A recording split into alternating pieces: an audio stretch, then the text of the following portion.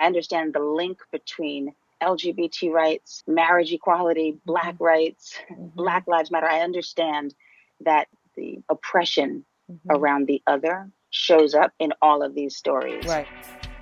You're listening to She's Got Drive podcast, the podcast that inspires women to be the driver in their own lives through the life and stories of Black women with drive. And I'm your host, Shirley McAlpine. I'm a business consultant and executive coach and a leadership facilitator, working with people and organizations to live their lives by design and not default. Welcome back to another episode of She's Got Drive. Welcome back. And we are in the middle of August now, and I have a great show for you. I did this interview a few weeks ago, and I had the pleasure and the privilege of sitting down with Jodie Patterson, who's a mother, who's an activist, an author. And it really was a privilege. It was such a beautiful conversation that we had. When you look up Jodie and when you go on anything where she is, like Instagram, if you look at her sites, if you look at where she speaks, really get the experience of her being like a warrior mum. And you know that part of you as a mother, that part of your identity that really gives you who you are and drives you to be bigger than you might know yourself to be, invites you to see yourself bigger than you perhaps even thought you could be when you started your journey as a mother, and just really allows you to step up and step forward. That's what I mean by warrior mum.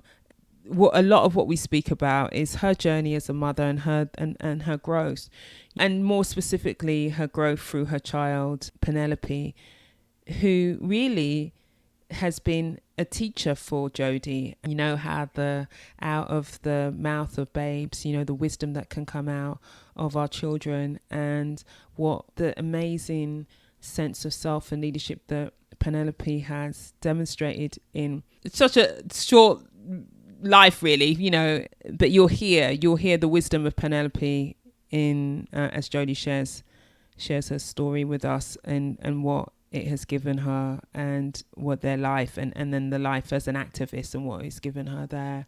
So it's a really beautiful conversation that we have, and we also talk about race and how we're sharing and race and racism with our children, and how we're supporting them in that journey too. I'm always mindful that when we start our journey as mothers, we don't know where it will take us, and we still don't know. We're always on this long journey. So even if you are not a mother, there is a lot in here for you to hear.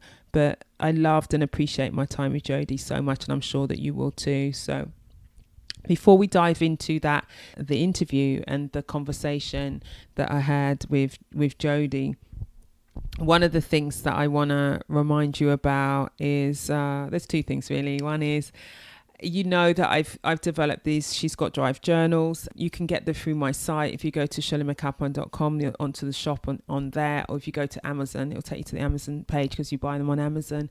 And there's one that's I'm really proud of, is the gratitude journal. There's a lot of people buying it and getting a lot from doing it. It's 30 days of gratitude, making every day count. And it's really designed so that we can get into a practice of gratitude each day for 30 days, and to allow ourselves to be present to the things that are working, the gifts that we have, the things that bring us joy, the things that we really can appreciate. Because in this time that's so challenging, and with the kind of things that come at us, it's sometimes hard to see all the beautiful things that we have. So we can identify 3 things that we are grateful for each day. It's also in the gratitude journal, what's hidden in there is the hidden gem as well, is the setting our intentions each day as well, and who we want to be and what we want to accomplish. So that's the 30 days of gratitude. The link will be in the bio, but you could go to, you can find it on the She's Got Drive journals page on Amazon.com and .co.uk and any other Amazons. Actually, it's available worldwide. And also you can find the link from my website to shirleymcalpine.com/ I think it's called journals, and you can get to that. You can get to buy that. Lots of people are getting them for gifts for people as well, so I encourage you to do that too. The other thing is, if you're loving the show, please remember to rate and review the show and let me know what you're getting from listening to all these amazing women that I have the privilege to speak to. And I always get moved by how generous they are with being a yes and being willing to sit down with me and have a chat with me, even though I don't know them, and we have such a lovely connection. So let me tell you more. And with that, let's talk about Jodie, and let me tell you a bit more about Jodie. So Jodie is a mother, an activist, and author. She's the mother of 5 children. She is an advocate for LGBTQAI community, and has been recognized for her activism by Hillary Clinton, by the Family Circle magazine, by Cosmopolitan magazine, by Refinery 29, and numerous other people. She's a regular speaker, and both nationally and internationally, on a variety of topics, including identity and business, parenting and gender. And in 2017, she gave a TEDx talk in Germany entitled "Gender is Obsolete." She holds a position of board director with Human Rights Campaign, and works closely with HRC's Parents for Transgender Equality Council.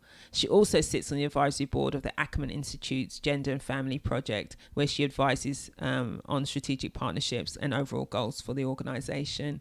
Her books are The Bold World, which is a memoir on family and transformation, and her recent book is Born Ready, The True Story of a Boy Named Penelope.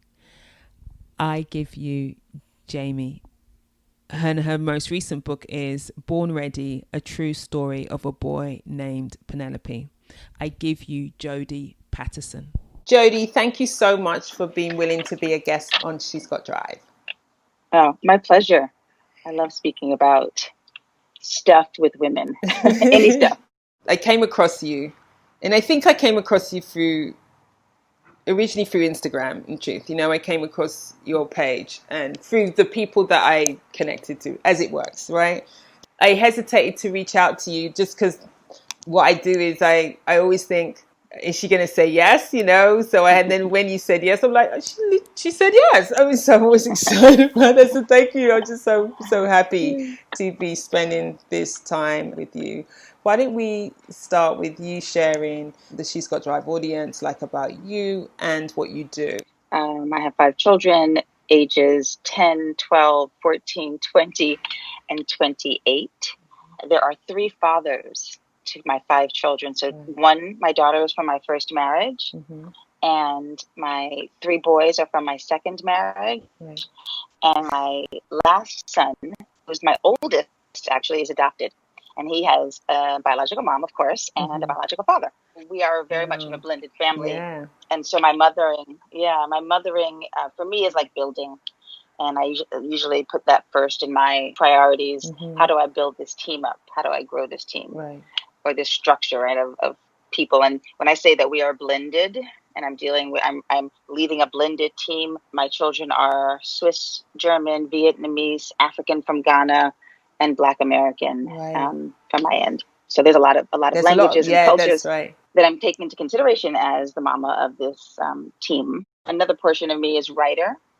I write books. I've written a book called The Bold World, which is the telling of my story, a woman who was forced to and then enjoyed the process of shifting for her children. And it explores gender and race and identity.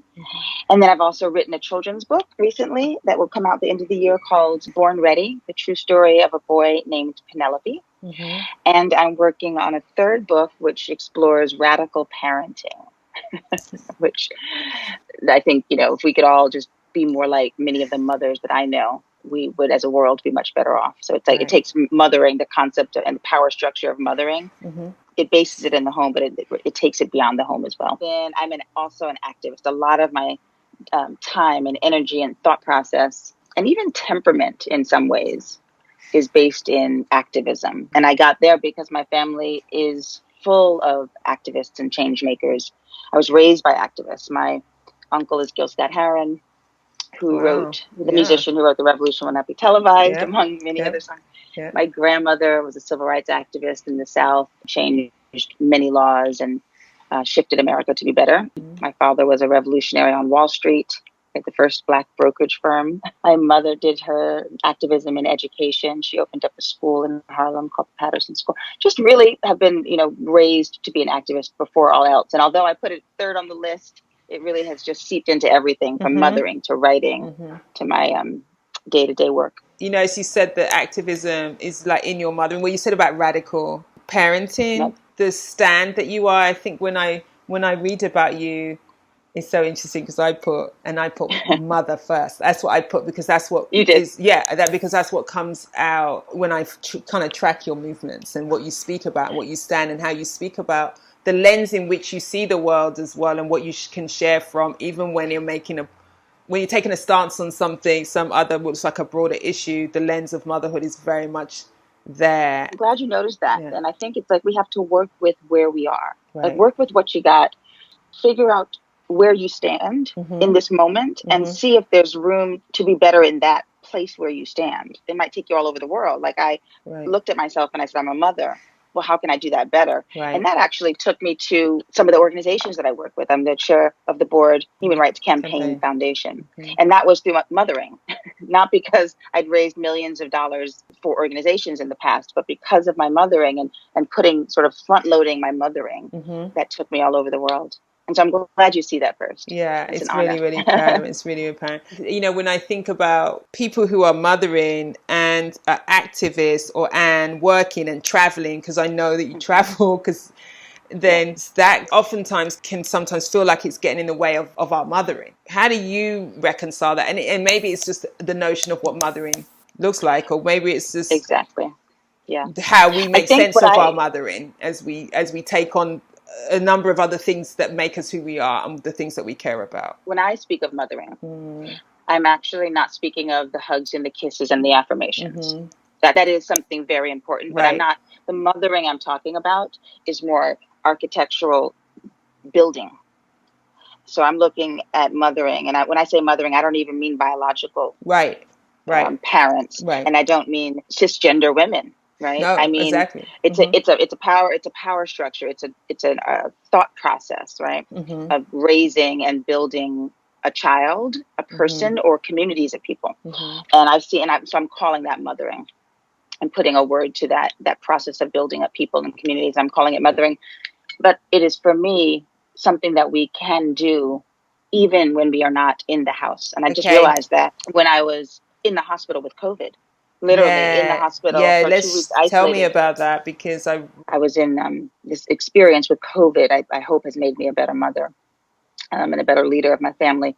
I was in Las Vegas traveling for work, and I had been traveling nonstop. It was Black History Month and going into Women's History Month. And so I was on a plane and a bus and a train.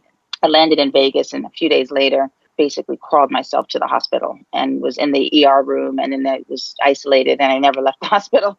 I was COVID positive, and I was the third patient in the state of Nevada. So it was really early on. As we know, I had to be isolated, and I was in the hospital room with just a little bit of contact to a nurse and to a doctor. And I saw my children only on Skype, and they couldn't come to see me in Vegas, and I couldn't, no one could get to me. And it was strange for me because I like to parent and I like to be up close. I'm a hands-on type, hands all over type person.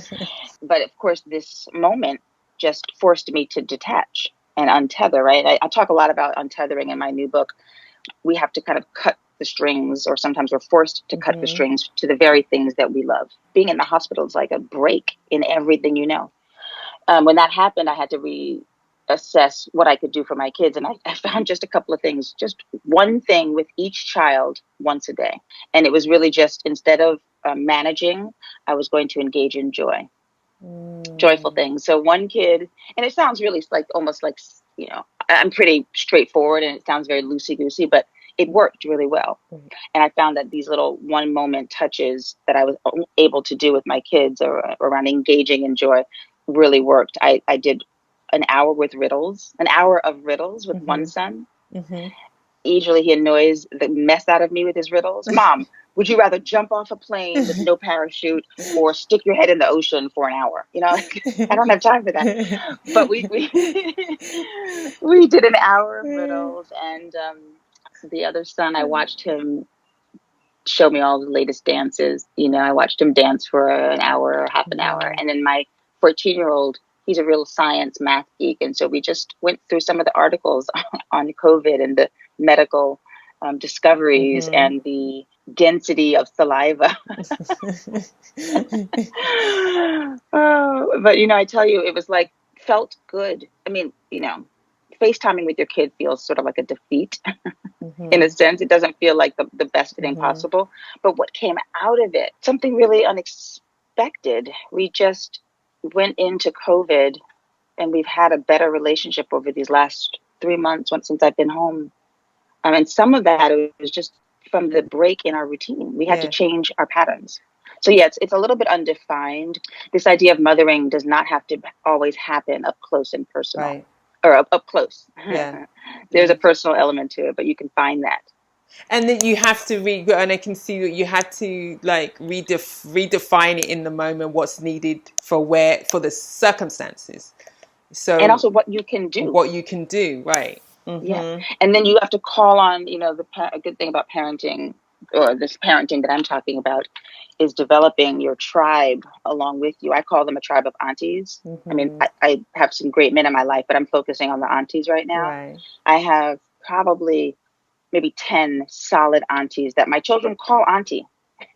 There is no blood relationship, but we know them as aunties. Right. They're my sister friends, and they have some ownership in our lives, some bit of ownership, so that my children understand that they're vital. They know to call them if anything goes wrong or something goes wrong. They're identifiable and they show up. So they helped, and they are helping, and we help each other during COVID and any crisis, really. And that ability to know who your tribe is. I love that you bring that up, because it takes us back to a way of living that was when we lived closer to our families, and then we lived closer in closer communities. I mean, I feel it right now because I left London 7 years ago, and I want to say I've been kind of bereft in a way since, you know, because to rebuild that foundation of your tribe takes time. But when you have it, it is an amazing contribution to you and your family. And it's having me think about how that wine, when you say 10, I was like, wow, 10. Is that what I'm thinking of, like 10? Wow, that'd be amazing. It does sound really big, but I tell you, the blessing I have had in my life is that I've been in these communities, and my family, my parents insisted on me being in these communities that have understood the auntie system. So I went to Spelman College. Right. In Atlanta, which is an all-women's historically Black college. And I have, honestly, probably 5 of the 10 from Spelman College. Okay. And then because I was just raised that way, wherever I go, like the same way people, when you move into a new neighborhood, you look for like the coffee shop and the wine shop and like your essentials. When I move through life, prior to getting good coffee and good wine, I look for the aunties. Right. So it's just, you know, it's like almost like a training, but I'm starting to really push for my friends who didn't have that background to get on the program, because in the middle of the crisis, it's so hard to identify who can help you. Yeah. So it's like, and the COVID moment seems so intense right now, but I guarantee you it's not the last crisis that we'll face in our lifetime. Right.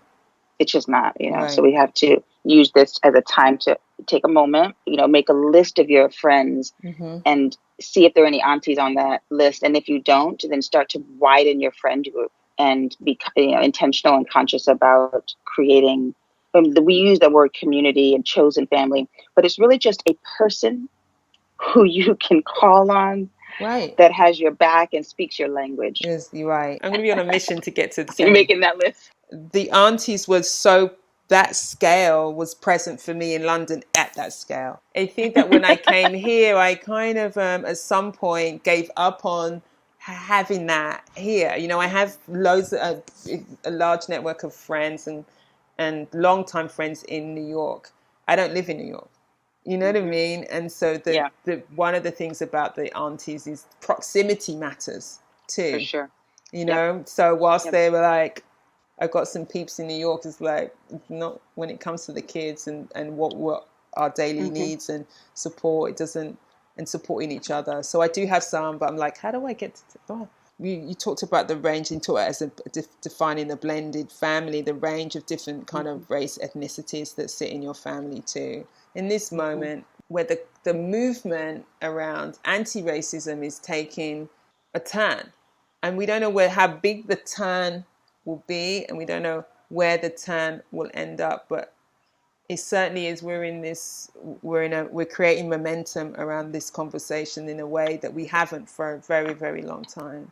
And so whilst there's so much pain, there's also some hope in there. I'm curious about how you're making sense of it for yourself as far as you can, and then how you're making sense of it in terms of your family. And the thing I keep going back to is that this is a collision. What we're witnessing is a collision.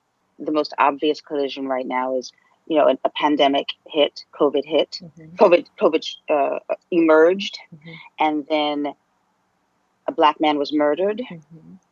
So we've got the collision of COVID and Black Lives Matter at the very same moment. And that collision has just held hostage the attention of the world. And I think it had to happen.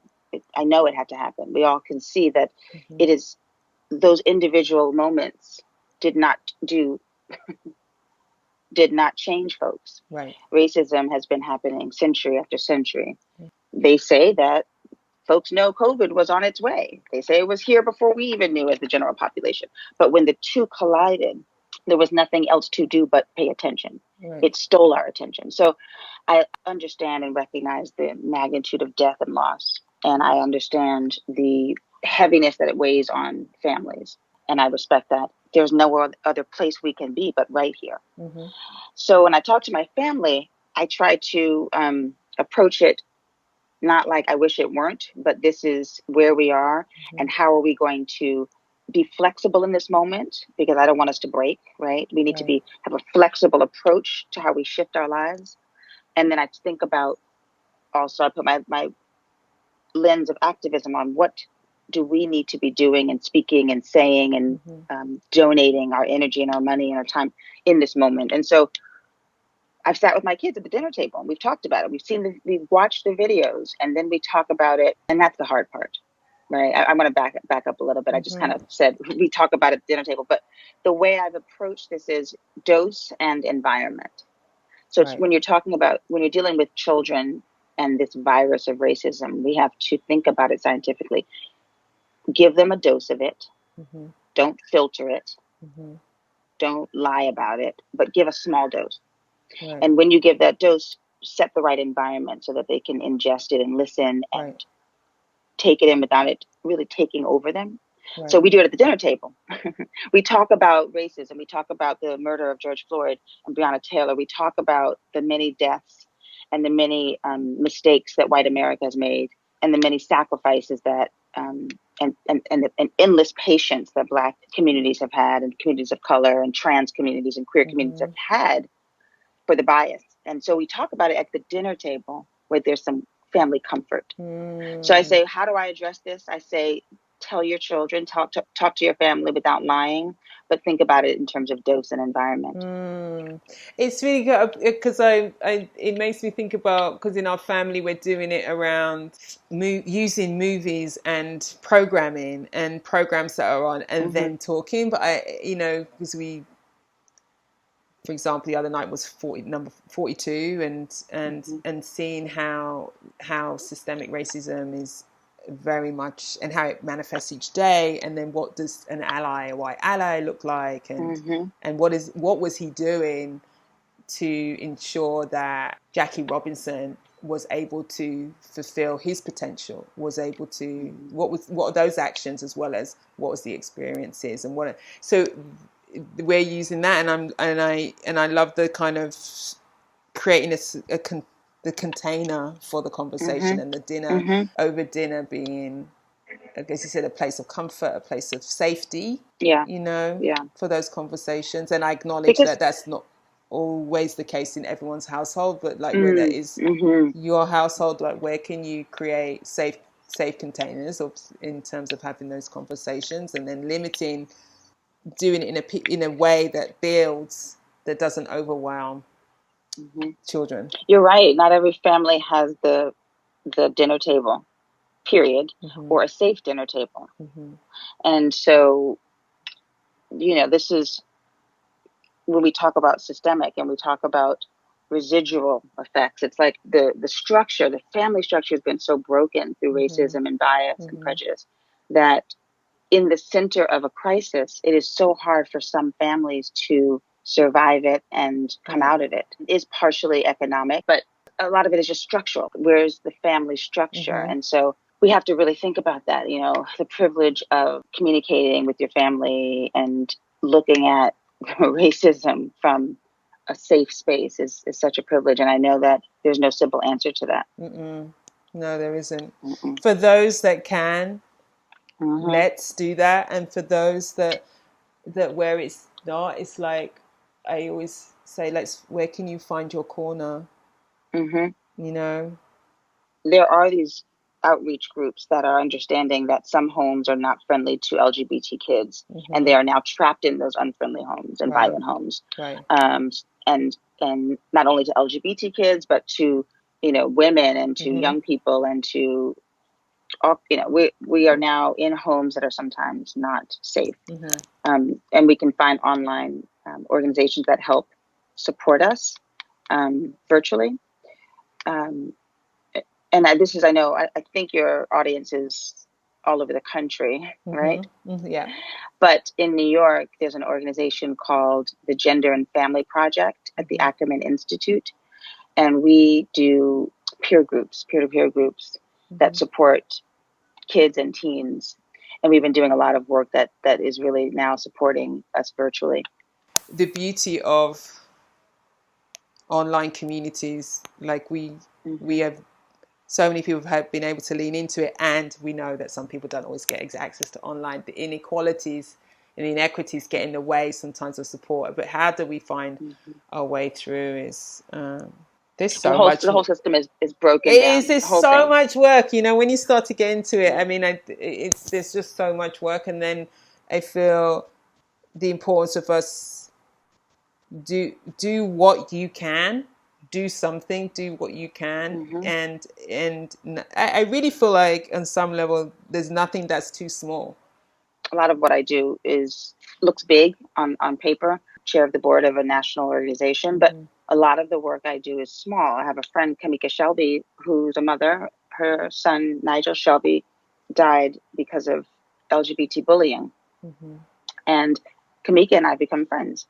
And so we work together to make sure that she stays here alive and healthy. And so that's like, those are check-ins, those are text and phone calls. And those are, okay, what are the obstacles? What are the bills you have? Who are the, do you have a support system? Oh, you are looking for, X, Y, and Z. Let me help you. It's just tackling tasks with my friend. And I have friends who my aunties help me tackle tasks. So that's a small thing that makes that changes the trajectory of an entire family. So when you say small things, given her experience, I know that it's not small. I know the reach isn't small, the text isn't small, let me help you figure out something that feels like for someone else is like, oh, they could figure out going to pay that bill. But in those, to have experienced that, to be grieving in that way is huge. It's a huge contribution. The humanity will get us out of this, more so than efficiency, more so than the economics, but humanity. And so I had to remember what it was like in the hospital. For me, I just needed someone on some days to order a meal for me, and have it sent to the hospital. Seems pretty simple, but I just couldn't do it. Another time it was someone to speak to the doctor and advocate on my behalf, because there's like a hospital language that I just couldn't muster up when I was sick. And so I had to remember how I was. Kamika Shelby and I are two different women. And I could say there are many things that make us different. But if I remember how I was in a moment, just as a human, and then I can assume that she, as a human, would also benefit from the things that I needed. And so that's where I think we could be right now as people take the 10 things that were the hardest for you today and then assume that this person over there who looks quite different from you needs those same 10 things. Right. How can you help them Right. with those 10 things? Right. Yeah. That's so practical and doable as well. And we all have someone over there that we have looked at, that other person over there. There's always someone over there.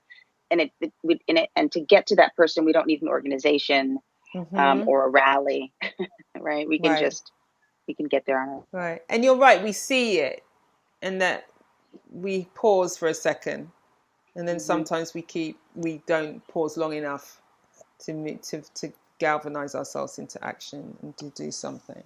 Can we look at your work around LGBTQ communities and tell us where it started and how long you've been an activist, and did it start with Penelope or did it start before that? I would say that I became a conscious activist through my child and through my children. But again, I was raised by activists. So in a sense, it was philosophical and it was in my blood. But half the stuff we do when we're young is, we're responding to something that's just right in front of our face. Right. And it feels good or it's fun. But as we get older and the stakes are higher and we have people that we are supporting and nurturing and growing and businesses that we are supporting and nurturing and growing, we start to really pay attention in a different way. My third child was born 12 years ago and I assumed girl because of the anatomy. The baby came out. The doctor said, you have a girl. We looked at the child and looked like a girl. So we named that child Penelope, Ajua Gloria, after strong women in our family. Penelope was born 100% healthy. Within the first year, Penelope started becoming agitated. There were screaming and reoccurring nightmares. And by the second year, bedwetting and nail biting until bloody. And almost into the third year, Penelope had become a bully, pushing siblings, but also pushing just other kids around at the park. Dad and I couldn't figure out what was wrong. We tried everything. We didn't assume anything. We thought, well, maybe let's look at the dairy. Maybe it's a dairy allergy. Right. We thought maybe clean food would fix the situation. And we thought maybe more love and more naps. So we started hugging more and reading stories more. But Penelope became angrier and angrier. By 3, I sat Penelope down. I said, baby, what is wrong? Why are you so angry? Right. And Penelope finally had a moment to speak because I had never asked before. And Penelope said, well, Mama, because everyone thinks I'm a girl and I'm not. I am a boy. I said, well, I thought maybe Penelope was talking about being a tomboy or a feminist. Like maybe Penelope was noticing that men have the upper hand in this society. And Penelope wanted in on the power. Right. So I said, look, however you feel is fine. Don't worry. I love you. And if you feel like acting like a boy, go ahead and act like a boy.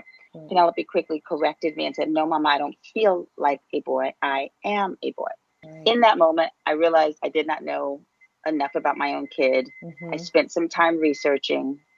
I spent some time listening to Penelope. I did 10,000 hours, like Malcolm Gladwell says.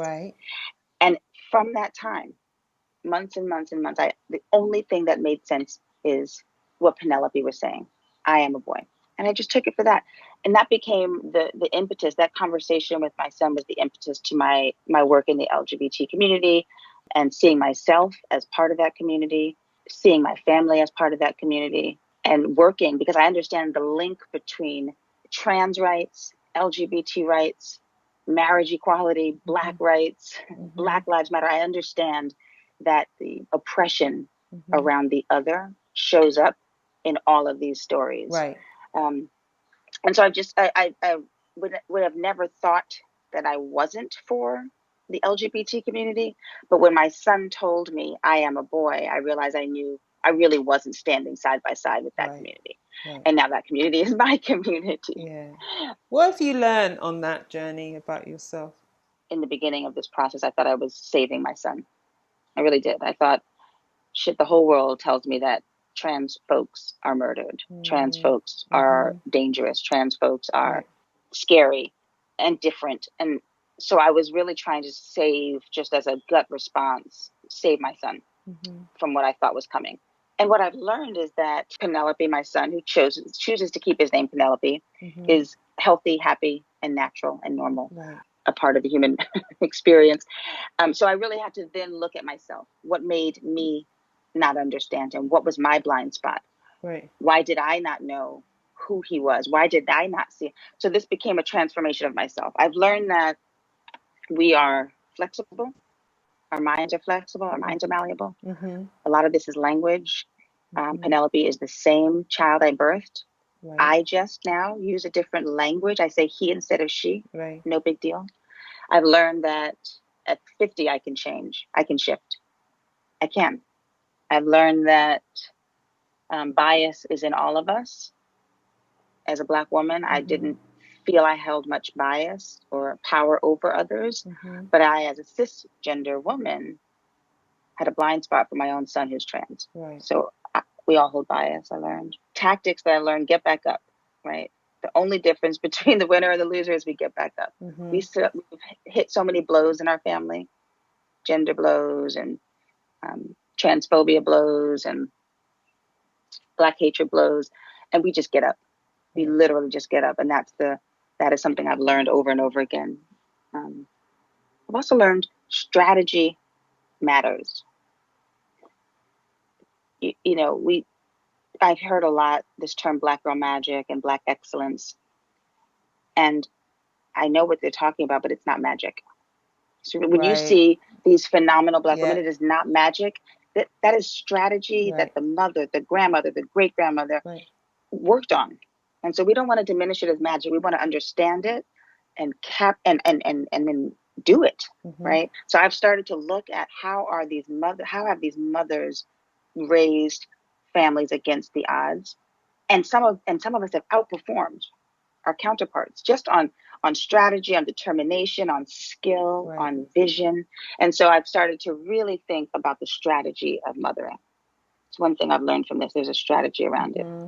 Because my kids, although in this world we don't value Black lives and we don't value trans lives, we don't value women, in my house we have learned to fortify ourselves. And we see ourselves as the prototype. So Penelope, who's trans, really sees himself as the prototype. And my daughter, who's 20 years old, she sees herself as the prototype. And to really, for Black children and trans children to see themselves as central and the prototype is revolutionary. Now, of course, it's a different story for white families. It's important for them to decentralize themselves. Right. But against the background of society and everything that it says you are, if you're Black or if you're trans or Black and trans is another, like what society says who you are. The fact that your son is really, knows who he is from a very early age, and says a lot also about who you are as a mother. Who he is today, I mean, he started from his sense of self was so incredible. And then the environment that you provide and the mothering and the parenting and the family unit has been also essential in allowing him to be who he is. And so I think, when you say we're the prototype, it's like, yeah, it is. It's like how to respond in a way that empowers versus diminishes, in a way that sees, in a way that cares. Because we know that people have had very different responses from their family. That's not that. And it destroys them, And there are these places where, I think it's important to show how, like an example of how we can centralize our children. If we are brown and Black and LGBT, if we've been, sort of marginalized by society, so we can centralize our children through story time. So, and that, that just takes creativity and imagination. So my mom, when she'd put us to sleep at night, she would tell us all the classic stories like Rapunzel and Cinderella. Rapunzel in my stories in my house had cornrows. All of the lead characters had either afros or braids, brown skin and lips like mine. And my mom would describe them to us, and we would say, wait, Rapunzel has cornrows, Mom? And she'd say, of course she does. How do you think her hair is so long? She would let down her cornrows. So we, this was about placing us in every story. And we appreciated that as young people. And then when I became older, wherever our parents insisted that we go into all types of neighborhoods. So we lived on the Upper West Side of Manhattan, which at the time was all white, predominantly white. In my building, we were the only Black folks in our building. So we grew up in a predominantly white neighborhood. Every weekend, we would go uptown to Harlem to play tennis, not at a shishi tennis court, but at the public tennis courts right near the projects. And then I went to high school on the Upper East Side in a very wealthy white neighborhood. And so my dad would insist that we experienced all types of folks, rich and poor, from all different backgrounds racially. And he insisted that when we walked into space, that we would own the joint. He would say, walk in like you own the joint. And that was about feeling confident and practicing confidence in all environments, right? And then as I got older, I went to Spelman College, which is a great place for young Black women to feel at the center of the center of the center.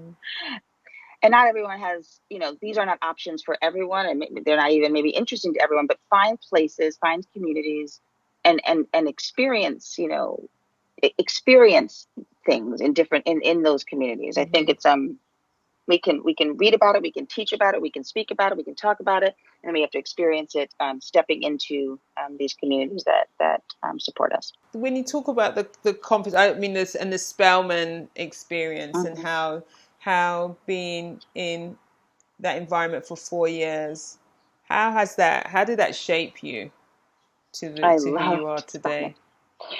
Spelman was actually not even my choice. My dad, he brilliantly said, baby girl, you can go to any school you want. It is your choice. The world is yours. However, I'm only paying for a Black college. And that was just like, that was that. And so I ended up at Spelman. But it was really the smartest move for my parents to make. It shaped me. I learned about, I got a top-notch education. And I also understood radicalism, feminism, activism, community, sisterhood. And I never, ever once during my time at those 4 years of college, which was so formidable, I never once questioned who I was. There was nothing that got in the way of me learning. Right. My race didn't get in the way. My gender didn't get in the way. Nothing. So that was just a smart move. Janetta Cole was our president at the time. She then later on went on to run the Smithsonian African American Museum. She's a phenomenal woman, historian. It is the breeding ground for thought and creativity, right? And so when when you ask how does it shape me, it is the moment. I go back to Spelman and what I learned there all the time when I'm trying to imagine what post-COVID, what post-George Floyd's murder will look like, because we have to start creating and imagining something we've never seen before. We don't want a better version of yesterday, because yesterday was crappy. Right. But so like Spelman College allowed me to put my creativity to work in my intellectual development. Sometimes we just don't have any room for creativity. Our brains are so inundated with stuff. But that time at Spelman, because it took racism off the table and it took genderism off the table, it allowed the creativity side, the creative side of me to come out. Yeah, so if you're no longer dealing with that in the day-to-day, the space, and in seeing yourself around, reflected as well everywhere, must be phenomenal.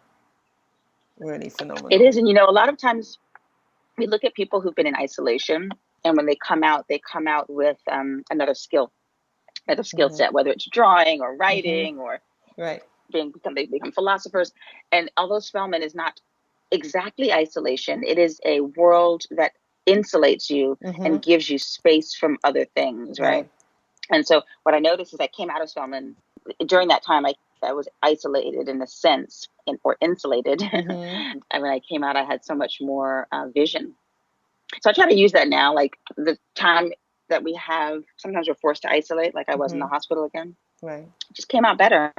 It came out better. We can use it's meditation. It's almost like meditation, Right. Tuning out some of the noise and centralizing your thought. Mm-hmm.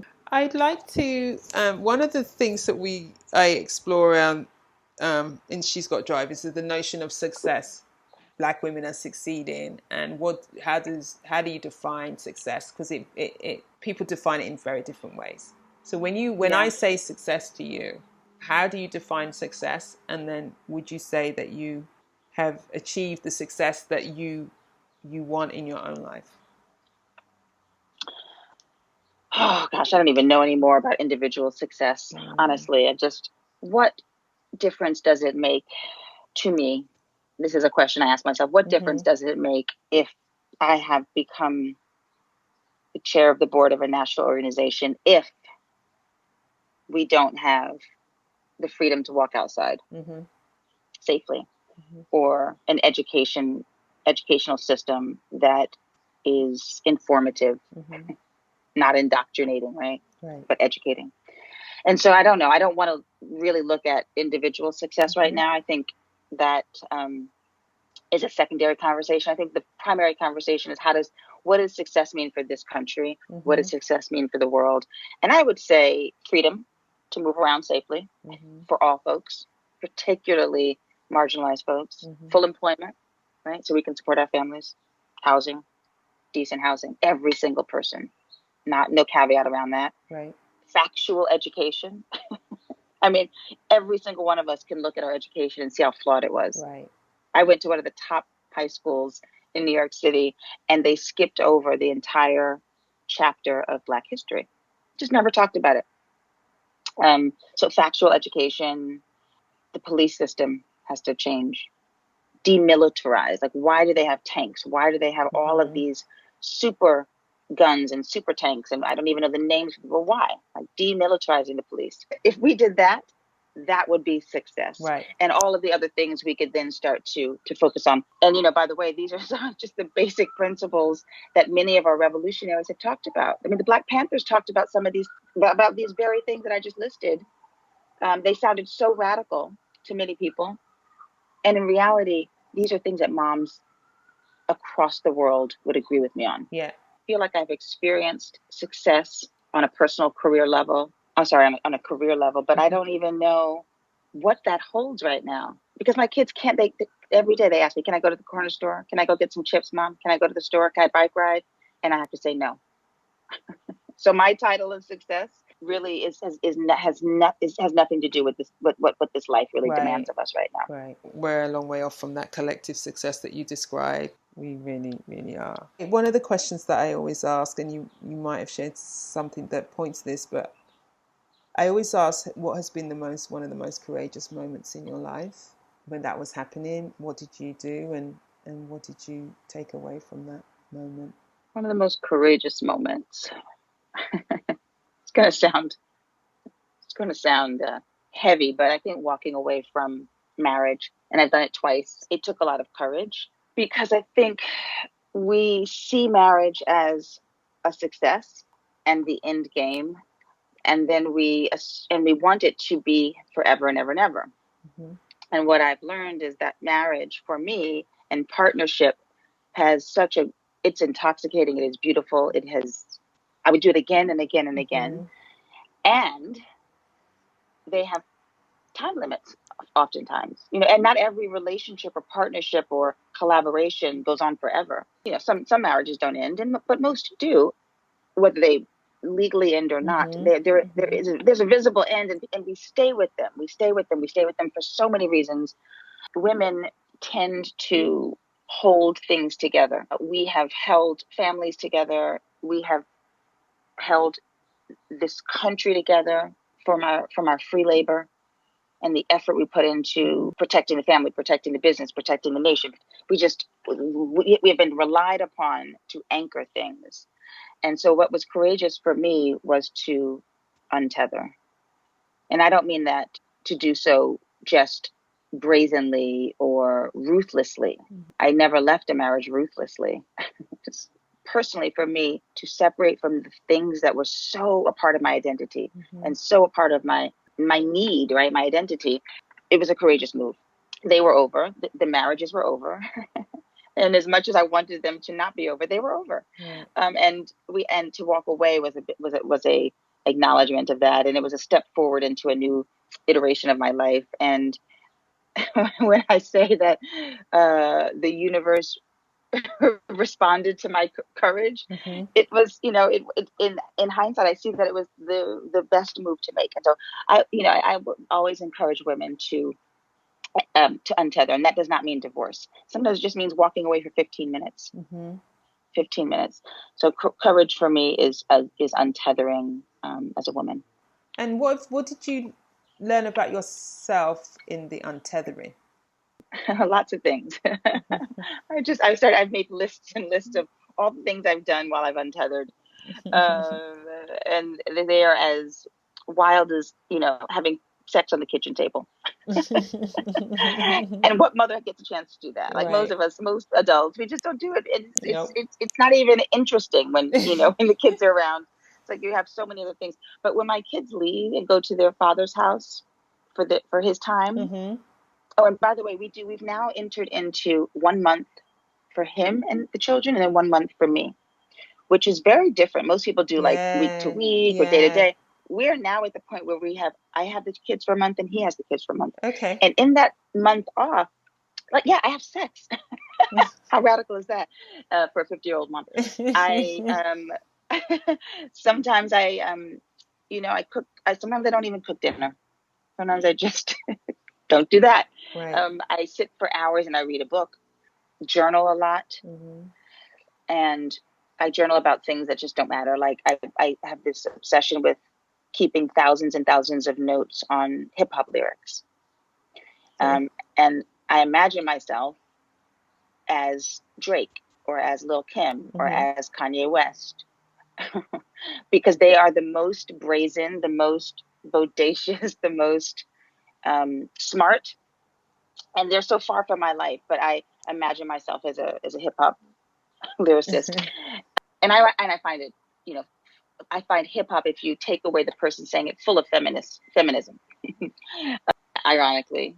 So I just, untethering for me looks very different from anyone else's. But what I come out of it, when my kids come back to me, which they always do, and when I go back to the things that really are important to me, like family and children, after my month of untethering, I have more vision. I have more vision. I have more experiences. Leaders need experiences. Yeah. Right. I have more stamina. I have more courage. Like Jodie 10 years ago would have never walked up and faced a board room and asked to be the chair of the board of mostly rich white guys. Right. Jodie would have never written and finished a book. Like started to write a book or finished a book. Jodie would have. I was terrified of public speaking. I speak now every week. So the Jodie that emerged through the detachment process and the, all of the silly things that I just mentioned to you, that Jodie is much more bold. Wow. Which leads to your book, The Bold World, right? Which is your memoir of transformation and family.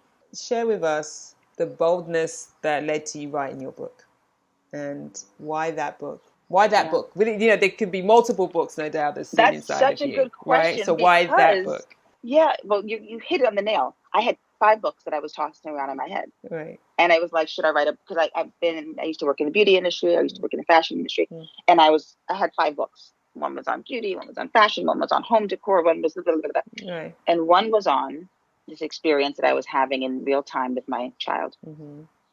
And so at first I thought I was going to write a book for parents, like almost like a how-to, like a guideline, a blueprint for parents with trans kids, right? Right. Because who knows what doctors are, helpful? Who knows what books to read? Who knows anything, right? Or at least some of us don't. And so I was tossing the ideas of these 5 books around with a friend, and she goes, "That one, that's the one you should write." And so I just took a summer to write a very rough draft of a proposal. I just brain dumped all the ideas that I have, and I'm always writing in my journal, so I had a lot of ideas, and so I just spent a summer drafting out the chapters, drafting out the ideas, drafting out the most memorable moments in my life around this new understanding of gender. Like the day Penelope said, I'm a boy. The first time he tried to pee standing up. The first time I understood that the body does not determine gender. Right. So I just tried to capture these moments that were standout moments in my mind around gender. And that became not just a story of Penelope, but really a story of my whole entire family. I went back generation and generation to the South and looked at the women who raised me, the men who raised me, the husbands that helped me become this woman, and then the children, of course. And then I made sure in every moment I was talking about fundamentally myself, because this is more interesting. How does a woman of privilege, how does a cisgender woman, how does a 50-year-old mom shift? It's less necessary for me to dissect someone else, to try to dissect Penelope, a trans boy. It's more relevant to understand how this cisgender woman of privilege shifts. And so I thought that was the story, and that has become that became, the bold world. It is the story of a woman shifting around gender and then eventually around race and around privilege to become a better woman and a better leader of her family. And at the end, it leaves the reader wanting to know more, because I was writing it, of course, in real time. Right. And I had to stop writing at some point and publish it. And at the end of the book, it really it shows you some of the triumphs that we are so proud of in our family. Like, we never lost.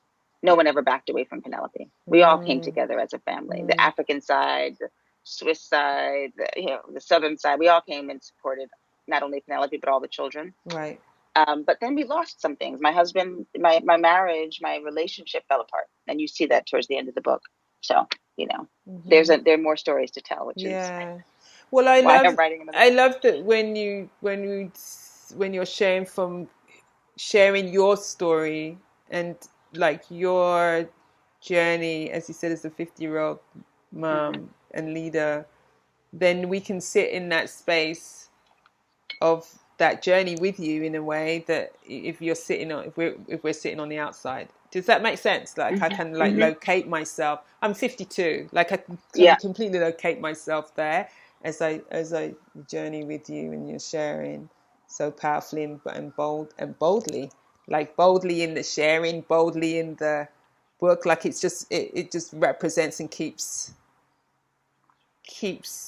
like giving as you go through. So and now you're going to writing a children's book. Yes. So we wrote the book. So a lot of times mothers and parents have said to me, I'm so excited you wrote The Bold World. I can't wait to share it with my 3-year-old or my 5-year-old. And although parts of the book are appropriate for anyone of any age, the book is really an adult book. Right. I realized there was a need for Penelope to tell the story through his eyes, and my children to tell the story through their eyes. So I sort of sketched out a story. Penelope, Cassius, Othello, and Georgia, and Nine, my other children, helped with the language, helped with the illustration direction, helped with the perspective. So we now have a children's book that comes out at the end of this year. Nice. That is Penelope's story of Penelope saying who he is and then helping his communities support him. So he goes from this community of his family, then his school, and his karate team, and in the end, he wins. I love that. I love the family. The family is right in the book. This is the family. It's a family project too, and so I look forward to that. You're doing such. I mean, it says that it's an understatement to say how it's such important work that you're doing, and the generosity in which you share your family and your children's journey with us, because you did not have to do that. You know what I mean? Like we can make choices about when things come up for us in our lives, and you didn't have to do that. And you're doing it, and you are leading in so many amazing ways in who you are and what you're doing. I've got one more question for you. If you Yes. look back at the Jodie who was raised in an activist family, and you were, I don't know, 10 years old. Mm-hmm. Oh, I should have asked you, but can I just say something? Gil Scott Heron, I just love Yeah. Gil. So when you say Yeah. my uncle's Gil Scott Heron, I'm like, so just got to say that out loud. Okay. But in raising this He's family, pretty phenomenal too. You know, as a can we kid, say, yeah, let's share a little bit about yeah, Gil. Because, like, yeah. come on, because he... Well, so my aunt, Mm-hmm. on my mother's side, my mom's sister, is named Lerma Rackley, and she, talk about bold woman, did life her way. Mm-hmm. Even when in the South, Black women were raised very traditionally in many ways, and we had a lot of expectations from our families. In many moments, decided to do it her way. Mm-hmm. She and Gil met, and she and Gil had a relationship that lasted till the end of time. Excuse me, and they have a child, my cousin named Ramal, and Lerma decided love without legality. Right. So love without the marriage license, the legal marriage license. And she also decided that she would raise her son as the boss. She was the boss of her house. And she also decided that she would work a full career in politics and in corporate life. Right. As she chose. So, and Gil came into her life because they saw eye to eye on politics. They saw eye to eye on family. They saw eye to eye on America and activism. And many people know who Gil is. He's known throughout the world for his lyrics. And less people know who Lerma is, but she and Gil are similar in that we have revolutionaries in our family that no one even sees, the world doesn't know, but they shift the trajectory of an entire family. Right. So without my, and so I'd say without my Aunt Lerma, we would be very different. Without my Uncle Gil, we'd be very different. And they are in many ways two peas in a pod. They look very different. I mean, you know, my Aunt Lerma has had a long career in the corporate world. And Gil looks, yeah, have you ever seen a picture of Gil? Yeah, of course, yes. You know, he's just a beautiful man, and in a very different way that she is a beautiful woman. And this is what really interests me about people. When you peel back layers of presentation, of hair, perhaps, job title, perhaps, maybe skin color, I don't know, maybe gender, we see some things that unify us. I see Gil and Lerma, Gil Scott Heron and my Uncle Lerma, as very similar people, although the world might not see them as such. Right. And when I started to write my book and I started peeling back the layers, I see myself as my father. No one ever told me, be like your dad, be a boy, be a man. But not only do I sort of physically look like him, but I embody him. And so I think, you know, this idea of when people say to women, who are the three women that have influenced you the most? I have a gazillion women. I also have a handful of men. Right. I like how Penelope, this is just another example of it. Penelope chooses to hold on to the name Penelope. Gloria Ajua. Say, I am a boy. Right. And say, I am a Black trans person. Right. And then and then tell the world to deal with it. Like, I know who I am. I am so many things. You deal with it. Yeah. And that's what's so phenomenal about him. Yeah. Because not to take back off. I want to underline that because he's 12 years old. And many people don't even get in their lifetime that strong sense of self that says, no, hold on a minute. I know who I am.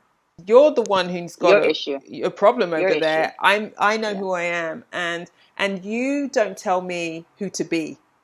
And so he's 12 years old. I mean, it's just like, and but this think was about it, it's for like, longer than that, right? Exactly. Okay. This is the making of Gil Scott Heron. This is the making of Lerma Rackley, my aunt, and Gloria Blackwell, my grandmother, and Janelle Rackley, my mother. They taught us that it won't be televised. It won't be out there. The internal revolution is the most important thing. Right. They taught us that we self-determine who we are.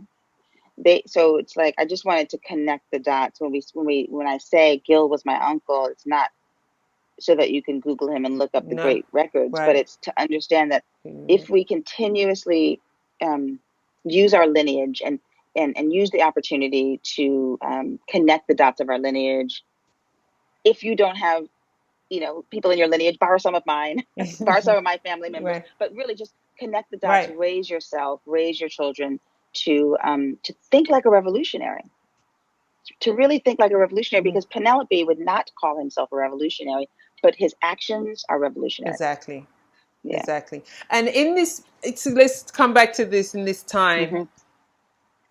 I feel like that's when we talk about, I keep saying there's work for us as Black people to do in this moment, for ourselves, in our communities, in our conversation of who we are. And so when that's one of the pieces of work is that internal work, that sense of self, that lack of being needed to be defined in any way, the pushing back, that's the grounding, being fully grounded in who you are.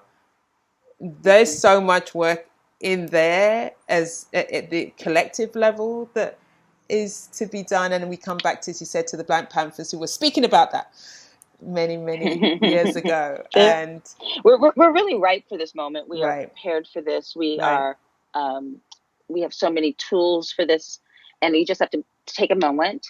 If we need to be reminded of what got us here, we should just take a look at some of the folks that came before us, Sada Shakur, the Black Panthers, James Baldwin. I mean, and just ingest their words for a minute, and then you will understand how prepared we are as Black folks and Black families, to deal with this. Right.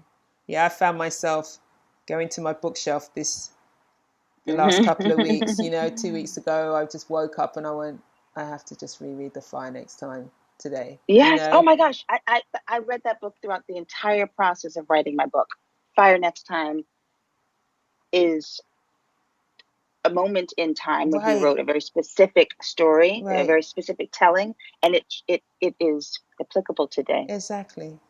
Oh gosh. It's kind of like, sadly, but it is, but it is the place. I was like, and that was from my first reading of that. I was 18 years old. So that was a long time ago.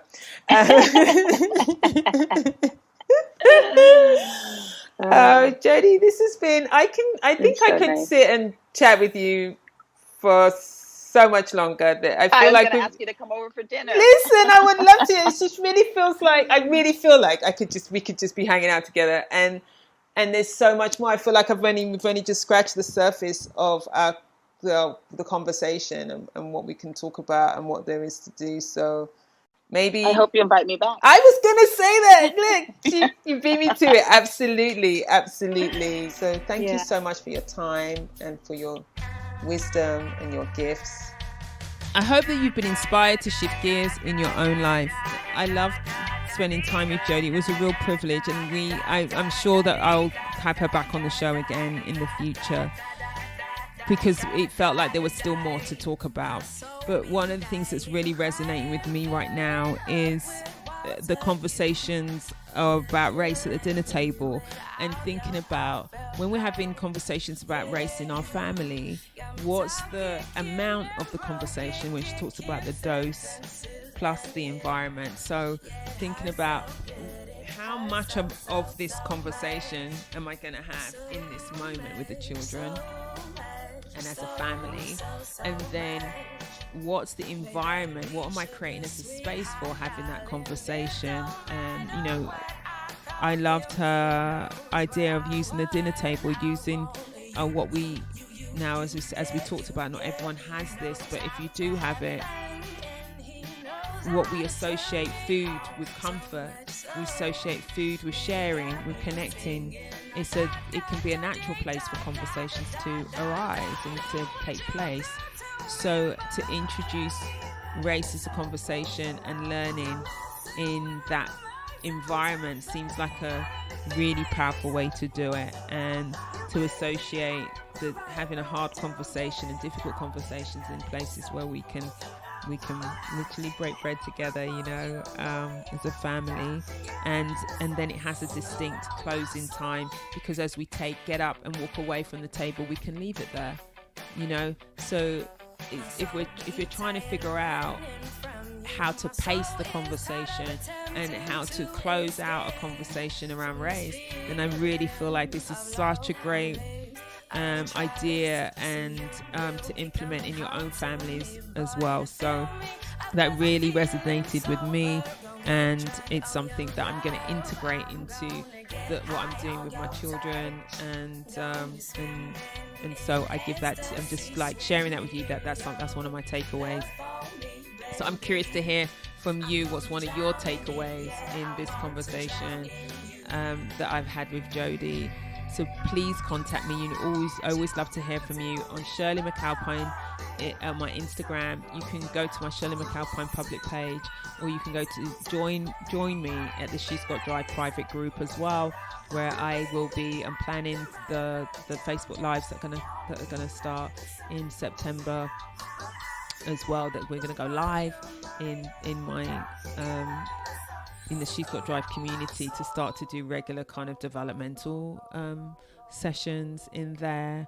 So that's what I'm intending to do now. So all the links for that are in the show notes. She's Got Drive is produced by Cassandra Voltalina. The music is by the awesome all-female band Blonde. The song is called Circles. Thank you so much for listening. Until next time, go well and stay well.